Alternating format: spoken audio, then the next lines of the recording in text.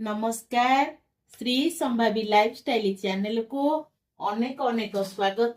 एबे तो श्रावण मास चली प्राय समस्ते अरुआ खाऊे आमर अरुआ भात डालमा ता सांग को खटा टिके हेले आमर अरुआ भातटा डालमाटा बहुत बढ़िया जमिबो खाइबा को भी बढ़िया लागिबो। आज मु आपण मानक पई ओ खटार स्पेशल मसला भी तैयारी करूची। चलंतु डेरी न करी फटाफट रेसिपी स्टार्ट करबा। जदि मो भिडियोटी आपनको भल लागिला लाइक करिवे शेयर करिवे। जदि मो चैनल रे आपण माने नुवा अछंती प्लीज सब्सक्राइब करिवे।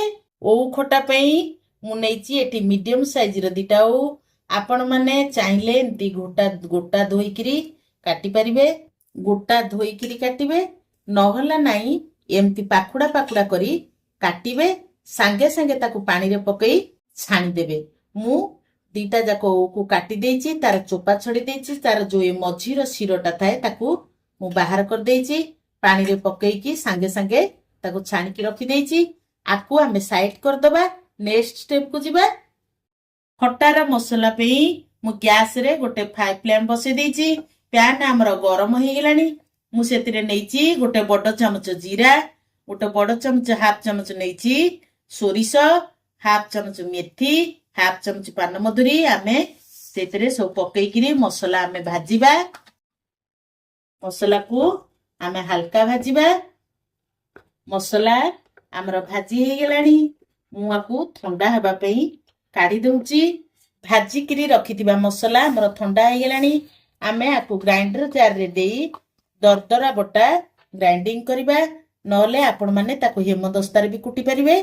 मसला मु ग्राइंडिंग कर देली। देखंतु एमती दरदरा बटा ग्राइंडिंग करिवे।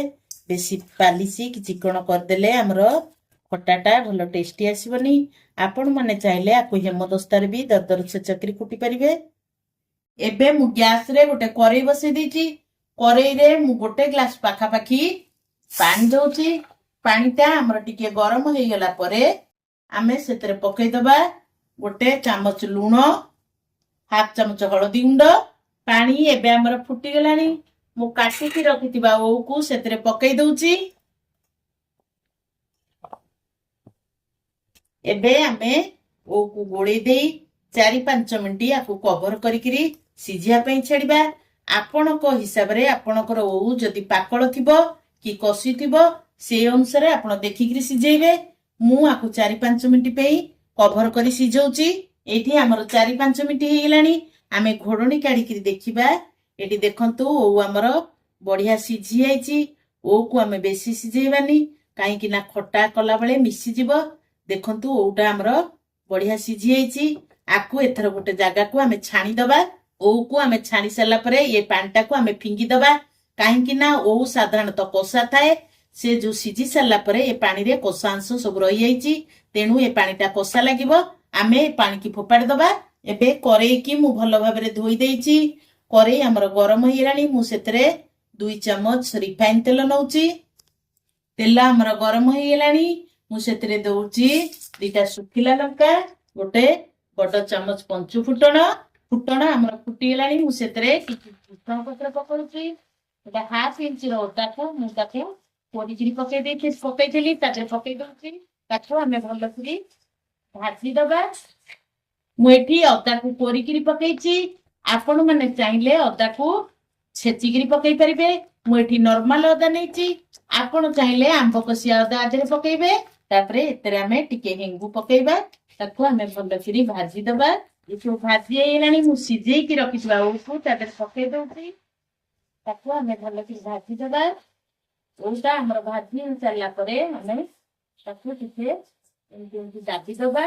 आपण चाहिले हेमदस्तारे ताको टिके टिके एंती दाबी देबे। मो ओटा बढ़िया सिझी आइछि सेति पई एई करे ताको एंती दाबी दउछि। एबे मु सेतिरे स्वाद अनुसार लूण दउछि। ओ को सिझेला बेले मु लूण पकई देली देखिकरी लूण पकउछि। अल्प टिके हळदी गुंड भलो कलर आसिया पई मु एठी लंका गुंड दउछि। आपण चाहिले आकु स्किप कर परिबे। एबे आमे सब को गोळेई दबा। तापरे टेस्ट आसिया पई आमे आजरे गुड़ दबा। आपण माने चाहिले एतरे चीनी भी दे परिबे। एतरे मु 2 चमच गुड़ पकउची। आपण माने ओहू देखिकिरी आपणक हिसाब रे कम बेसी गुड़ करिपारिबे नले चीनी भी पकई पारिबे। मु एठी 2 चमच गुड़ दउची। गुड़ पकई सारला परे आमे एतिरे बिल्कुल भी पानी दबानी काहेकि ना गुड़टा हमर मेल्ट हेइकिरी ओहू संगरे पूरा मिसी जिवो। एठी देखंतु गुड़ हमर पूरा मेल्ट हे जाईची ओहू साथिरे भी मिसी जाईची। मु एठी पानी टिके दउची आपण आपणक हिसाब रे पानी देबे। एठी आधा ग्लास पानी दउची आकु गोटे मिनिट आमे फुटिवा पई छाड़ीबा।